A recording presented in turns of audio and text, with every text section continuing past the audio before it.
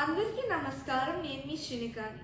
ఇవాళ నేను వీడియో చేయడానికి కారణం ఏంటంటే ఈటల షమిత ఆంటీ నా మీద మా డాడీ మీద కామెంట్లు చేయడం జరిగింది.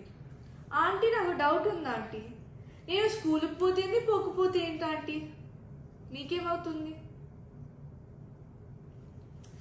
ఆంటీ? మీరేమైనా ఫీజు కడుతున్నారా? మీరేమైనా ఎగ్జామ్ రాస్తున్నారా? మీరేమైనా ప్రిన్సిపలా? నేను పోయిన లీవ్ లెటర్ నా ప్రిన్సిపల్కి ఇచ్చా, ఆయన యాక్సెప్ట్ చేశారు.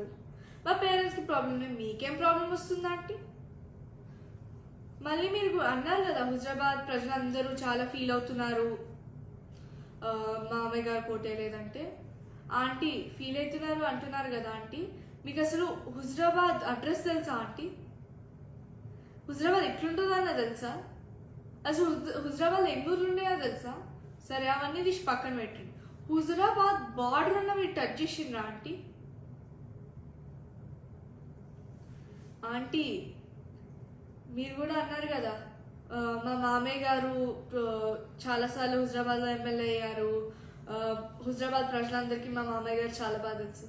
మీ మామయ్య గారు చాలా బాగా తెలుసు, మా daddy పోటేశారు aunty.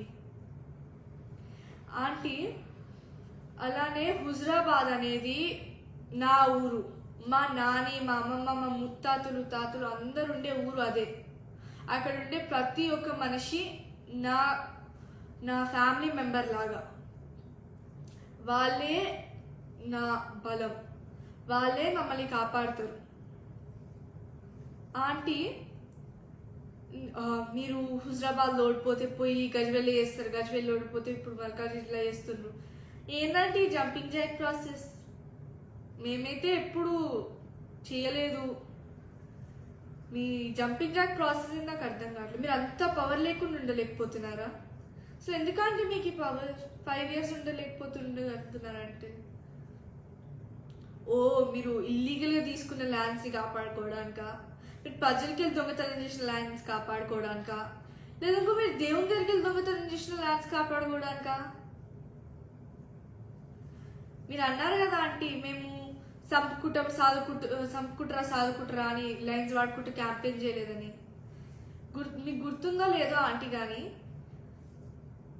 Cranberry juice poison బాటిల్లో పట్టుకొని పోయి నేను తాగుతాను, మీరు నాకు ఓటు వేయకపోతే అని ఈటల రాజేందర్ తాతయ్య అన్నారా అనలేదా?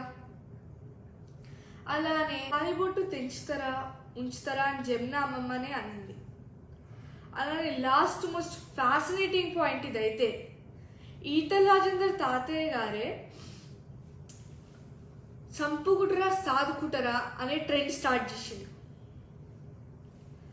ఆంటీ నేను ఎలక్షన్స్లో తిరిగింది మా డాడీ ఎంత మంచివాడో, ఎంత గొప్పవాడో అని చెప్పడానికి, అభివృద్ధి ఎంత మంచిగా చేస్తారో చెప్పడానికి. హుజరాబాద్ ప్రజలందరూ నన్ను నమ్మి మా డాడీ పోటేసింది. నేను నమ్మకాన్ని పోగొట్టుకోవాలి అనుకోవట్లేదు.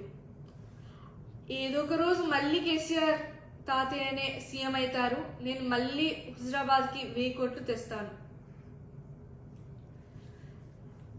ఆంటీ నేను మీలాగా పక్క వాళ్ళ మీద కామెంట్స్ వేయను, ఇంకా ఎవ్రీ ఈవినింగ్ క్యాఫేస్లలో పోయి తిరగను. ధన్యవాదాలు.